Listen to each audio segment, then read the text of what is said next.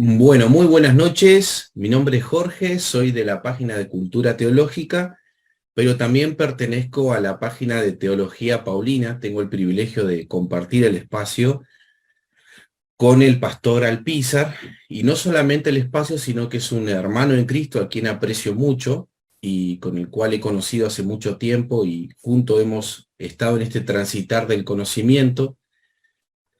Él ha fundado un instituto bíblico y hemos estado trabajando en colaboración con él. En ocasión del nuevo diplomado que se va a abrir de filosofía cristiana o filosofía y pensamiento cristiano, me parecía menester necesario hacer un programa de filosofía contestando el interrogante ¿qué es la filosofía? Mostrarles un poquito en qué consiste la filosofía, porque hay muchas opiniones sobre esta. Y es importante que ustedes se puedan enterar de qué se trata la filosofía y quizá para algunos, no digo para todos, puedan dejar de lado los prejuicios y abocarse a poder querer entender en qué consiste el pensamiento filosófico. Lo primero que quiero hacer antes de darles el programa sobre filosofía, quisiera compartirles a ustedes el programa que se va a estar compartiendo para que ustedes puedan acceder al diplomado de filosofía que dura 1 año y medio.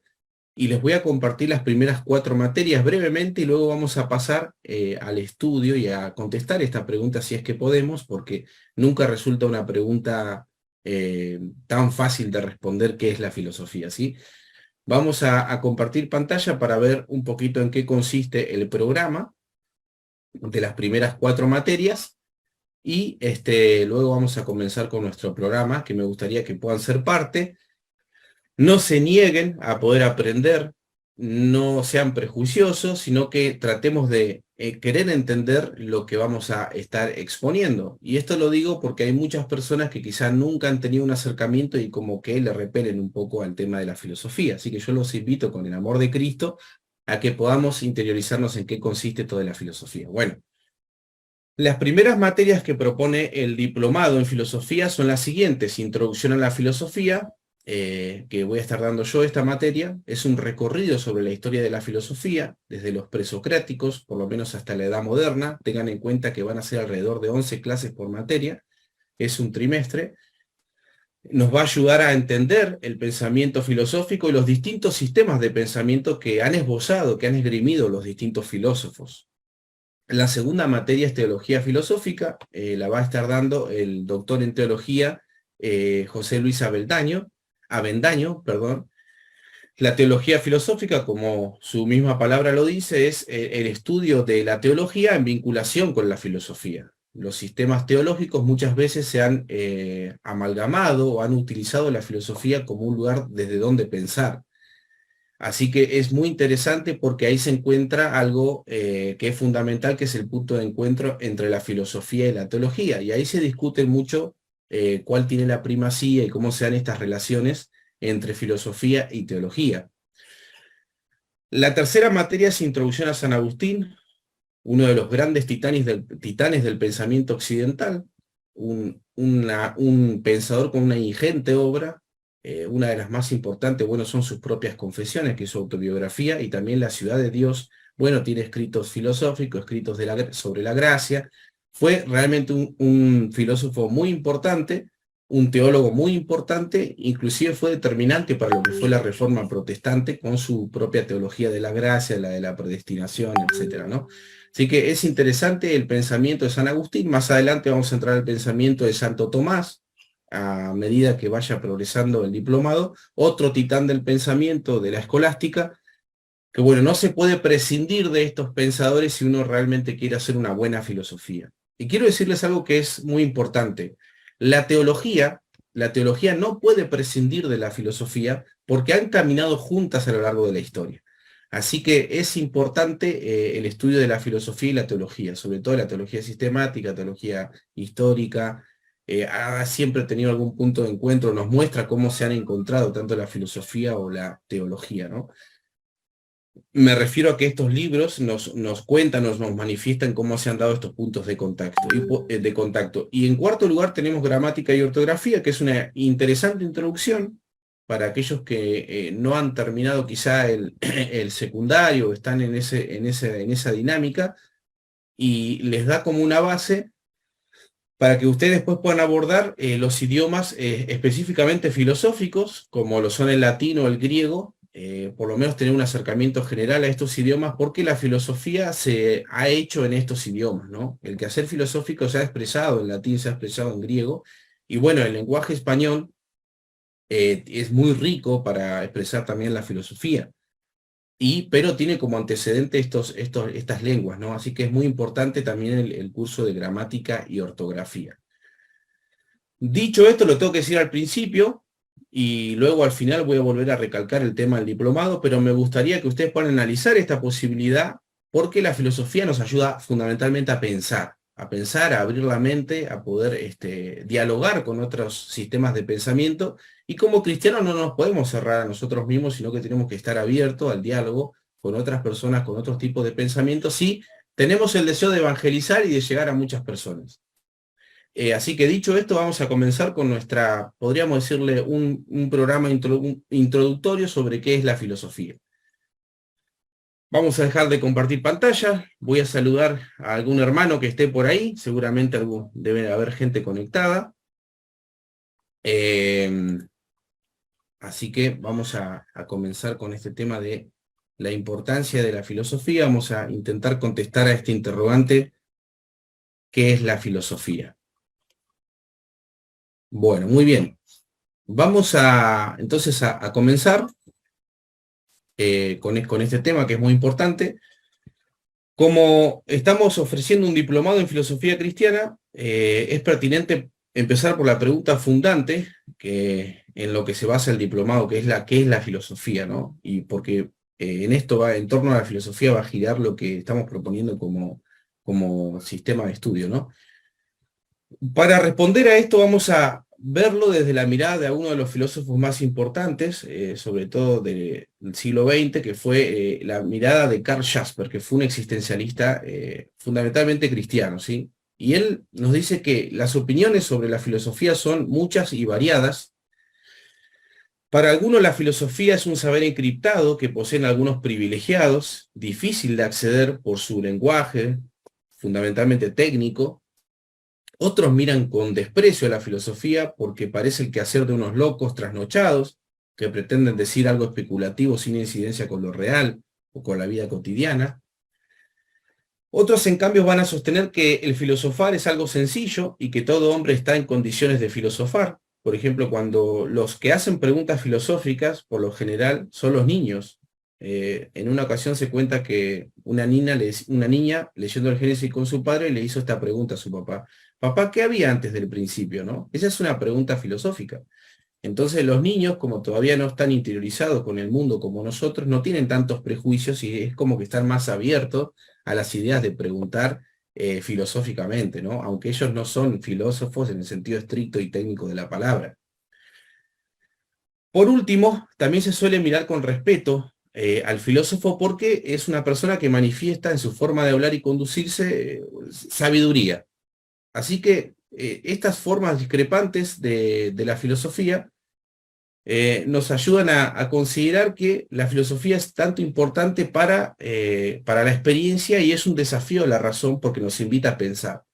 Y siempre pensar es un riesgo, pensar es un desafío, ¿no?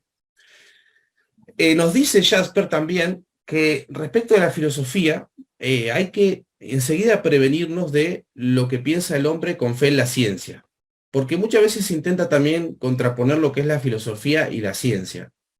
Nos dice Jasper que la filosofía no busca la unanimidad del pensamiento como sí lo quiere hacer definitivamente la ciencia, porque la ciencia quiere establecer un conocimiento universal sobre un determinado hecho particular, ¿no? de una parte de la realidad que se estudia. Y la filosofía intenta estar abierta al conocimiento de la realidad, no solamente de un particular como busca establecer la ciencia, ¿no? Decía Aristóteles que la filosofía trata sobre las primeras causas y sobre los primeros principios. La filosofía pretende un saber totalizador que no esté sujeto a una parte del ser, una parte de la realidad, como tienen las ciencias como objeto de estudio, la filosofía tiende a reflexionar sobre la totalidad de lo real, sin la presunción de agotar la infinitud de lo que llamamos realidad, porque si bien nosotros tenemos la postura del realismo, es decir, que nosotros creemos que podemos conocer las cosas, eso no quiere decir que podemos conocer la infinitud de lo que son las cosas, la infinitud de lo que es la realidad, ¿no? Y bueno, ¿qué significa filosofía?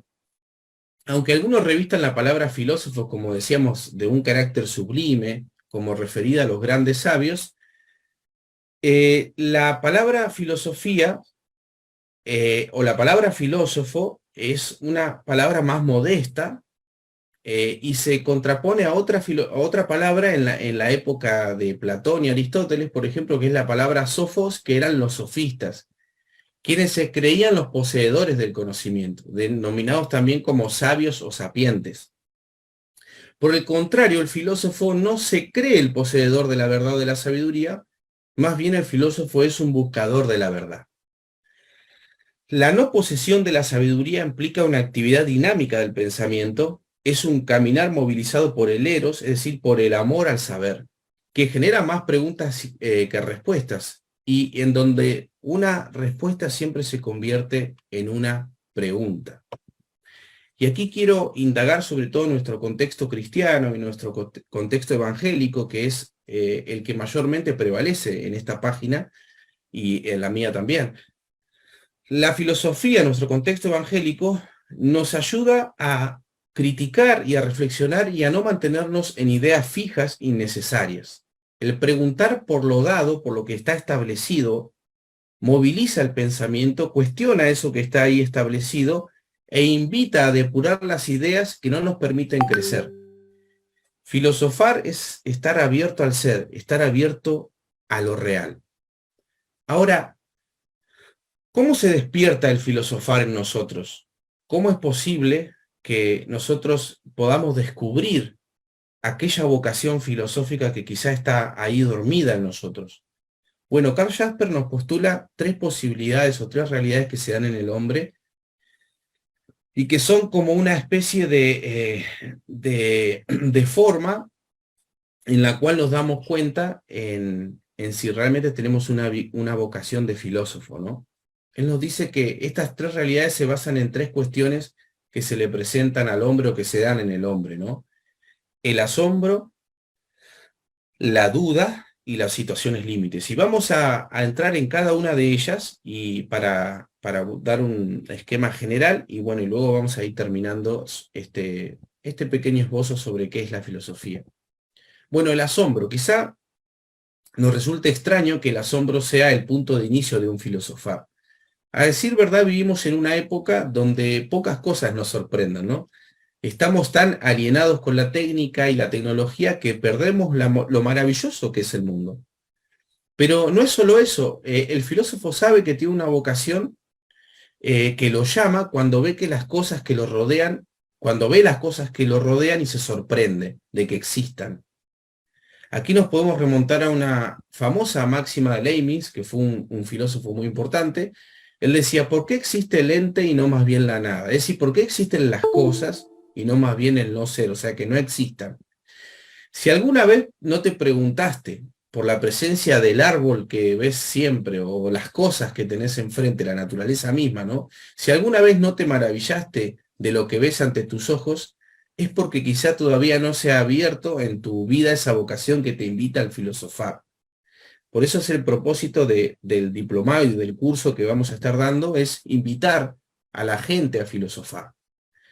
Jasper ubica el principio de filosofar en el asombro y remite a Platón, ¿no? Y vamos a citar algunas declaraciones de Platón y de Aristóteles como uno de los filósofos más importantes y que vamos a estar estudiando también en el diplomado, ¿no? Importante para la teología también, porque la teología se basó en algunas ideas de estos filósofos. Bueno, él dice que Platón decía que nuestros ojos hacen ser partícipe del espectáculo de las estrellas, del sol y de la bóveda celeste. Este espectáculo nos ha dado el impulso de investigar el universo. O sea, el asombro lleva al hombre a investigar. De aquí brotó para nosotros la filosofía, el mayor de los bienes deparados por los dioses a la raza de los mortales. Claro, bueno, Platón no era creyente, no iba a decir Dios, ¿no? Pero lo que interesante que nos dice Platón es que lo maravilloso del mundo, lo maravilloso del cielo, lo maravilloso del universo, es lo que invita al hombre a preguntarse por qué existen las cosas, y todo ese espectáculo de la naturaleza lo invita, esa admiración que produce, lo invita al pensamiento. Aristóteles también dice, pues la admiración es lo que impulsa a los hombres a filosofar, empezando por admirarse de lo que les sorprendía por extraño, avanzaron poco a poco y se preguntaron por las vicisitudes de la luna y la del sol, de los astros y por el origen del universo. Es más, Aristóteles comienza su gran obra, que es la metafísica, diciendo que todos los hombres desean por naturaleza conocer, y todo asombro impele al hombre a conocer. Cuando me asombro, tomo conciencia de que sé muy poco, de que necesito saciar una curiosidad que me provoca la misma realidad, la complejidad y la maravilla de lo que son las cosas. El maravillarse por la realidad no es considerado como algo útil quizá para muchos o para el mundo del trabajo. Más bien tiene un valor por sí mismo el hecho de maravillarse. Estamos satisfechos cuando nos preguntamos sobre el mundo, las cosas, el cielo. Ahora bien, si no nos sentimos maravillados por la existencia, es probable, y quiero que preste atención aquí, es probable que estemos viviendo una vida inauténtica, una vida que descansa en los medios y no en los fines. Ya nos decía Aristóteles que la felicidad era el fin del hombre y que éste siempre corría el riesgo de quedarse en los medios, que nos ayudan a alcanzar la felicidad, pero que no son la felicidad. Para Aristóteles la felicidad es una actividad que solo se alcanza mediante la virtud, la cual consiste en ordenarse a la razón por medio del hábito que radica en la práctica repetitiva, que nos ayuda a construir una segunda naturaleza. Eso es la ética. El hombre antiguo, a través de la filosofía, intentó perfeccionarse. Aún no tenían la gracia, aún no estaba Cristo, pero ellos buscaron a través de la filosofía perfeccionarse. Bueno, no alcanzaron la salvación, no buscaban la salvación del alma, pero sí buscaban una vida mejor, y la filosofía les ayudó. Y por eso muchos de estos filósofos luego van a ser retomados por los teólogos cristianos para poder dialogar con ellos en las buenas ideas que tuvieron. No todo lo que los filósofos plantean es bueno en algún orden, pero no todo lo que plantean es malo o contrario al cristianismo. Pero claro, nosotros estamos en nuestra época sumergidos en el pragmatismo, en el mundo del trabajo, y eso no nos permite la interiorización, no nos permite la introspección, la disposición afectiva que permite encontrarnos con nosotros mismos. De ahí que sea tan importante el ocio para el hombre, tener tiempo libre para poder cultivar el espíritu y así quitarse el polvo del trajín que lo aliena, que lo arroja al mundo y que no le permite reflexionar. Muchos de ustedes probablemente trabajan muchísimas horas y cuando tienen un poco de ocio, lo que hacen es divertirse, buscar otras formas de salirse del mundo del trabajo. Pero cuando uno está queriendo salirse del mundo del trabajo, paradójicamente sigue dentro del mundo del trabajo. Entonces uno en el ocio debería intentar cultivar el espíritu, es decir, buscar a Dios. Entonces fíjense que el pueblo hebreo, por ejemplo, tenía un día especial para dedicarse solamente a una cierta actividad que es la actividad religiosa, la actividad de buscar a Dios, el sábado, ¿no? Para los hebreos, para los cristianos el domingo. Es importante un tiempo de ocio para nosotros cultivar nuestro espíritu y nuestra interioridad. Bueno, la filosofía también se consigue, la especulación filosófica se consigue cuando hay tiempo, cuando hay ocio, pero muchas veces nosotros tenemos que hacernos el tiempo para poder lograr ese conocimiento, ¿no? Entonces, el asombro es la primera señal de que tenemos una vocación filosófica. En segundo lugar, la duda. En nuestro contexto evangélico, siempre la duda se ve con recelo, se ve como algo negativo. Se piensa que la duda es algo demoníaco o satánico. Sin embargo, la duda es un estado que nos permite el dinamismo del pensamiento. La duda es un síntoma que pone de manifiesto la insatisfacción por el status quo reinante. Si se la sabe capitalizar, si se sabe usar bien la duda, producirá mayor conocimiento. La duda es fundante del pensamiento crítico. En el mundo de los fenómenos físicos, muchas veces somos engañados. Por ejemplo, si nosotros ponemos una cuchara dentro de un vaso y la miramos con nuestros ojos, vamos a ver que está torcida a simple vista la cuchara. Pero esto es un engaño sensorial. Nosotros fácilmente metiendo la mano nos damos cuenta que no está torcida la cuchara. Sin embargo, no ocurre lo mismo con las verdades espirituales o intelectuales. La duda nos permite poner en crisis lo establecido y buscar la certeza de las cosas. Al menos una certeza que se mantenga en pie ante una crítica honrada. La duda que ponderamos, la duda que preferimos es la duda metódica, aquella fuente de examen crítico de todo conocimiento. Ojo, no hay que engañarse, de lo dicho tenemos que ser conscientes de que la duda por sí misma no es necesariamente buena. Muchos dudan, pero no tienen un método, no son honrados en buscar la verdad, sino que poseen una duda destructiva, es una crítica que no tiene un buen origen. Este tipo de duda es fácil identificarla porque no tiene sustancia, porque no posee una alternativa mejor a lo que se critica. La duda metódica, la duda que vale la pena es aquella que propone algo mejor, que critica lo establecido y dice, podríamos establecer esto como una buena opción para lo que venimos practicando, para lo que venimos haciendo, lo que venimos pensando. En este sentido, la duda metódica nos ayuda a cuestionar lo establecido y reemplazarlo por algo que encaje mejor con la necesidad de nuestra interioridad y de la comunidad de la que formamos parte. Sin embargo, aquí sostenemos que siempre que nos sintamos conformes con algo, tenemos que dudar de ese estado, porque quizá otra vez hemos sido puestos en la idea fija, en la idea estática.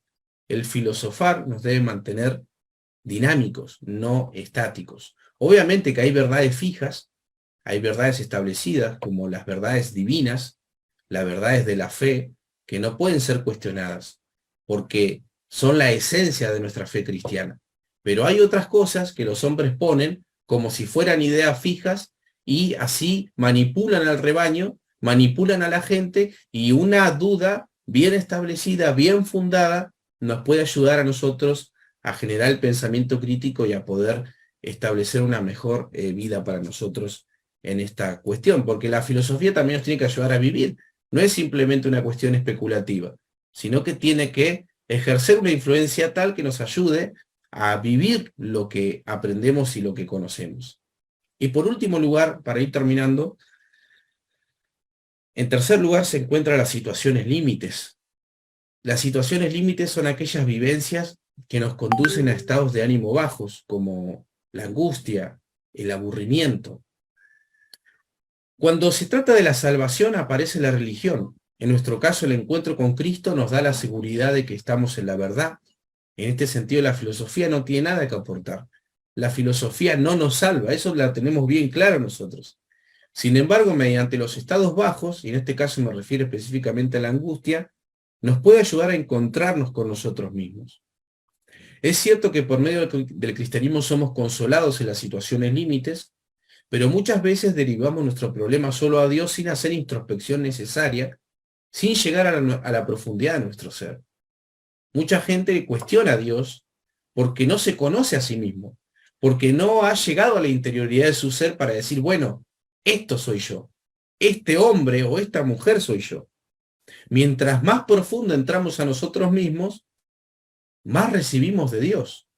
Porque justamente la Biblia es un libro que nos habla de Dios, pero también nos habla de la condición humana. Entonces, es un conjunto de cosas, ¿no? Y la filosofía trata sobre la condición humana. Cuando estamos felices o contentos, no se nos da el impulso de la introspección. Ni siquiera sentimos la necesidad de clamar al cielo porque nuestro estado de ánimo no lo acusa. Estoy feliz, estoy alegre, quiero vivir ese momento, quiero que no se termine. Pero los estados de ánimo bajo, las situaciones límites, nos ayuda a poder interiorizarnos, a poder encontrarnos, ¿no? Cuando hay angustia en nosotros, todo parece desaparecer. Todo lo que nos rodea desaparece y nos invade la nada, nuestra misma existencia, ¿no? Esto en términos filosóficos, pero nosotros sabemos que no hay nada, sino que está el ser absoluto, el ser subsistente que es Dios. Pero aún así, la angustia nos ayuda a profundizar tanto en nosotros mismos que nos ayuda a conocernos, ¿no? A conocer nuestra propia condición humana. Cuando entramos ahí es cuando entramos a una vida auténtica, porque estamos realmente conociendo a la interioridad de nuestro ser y también conociendo lo que Dios dispone para nosotros.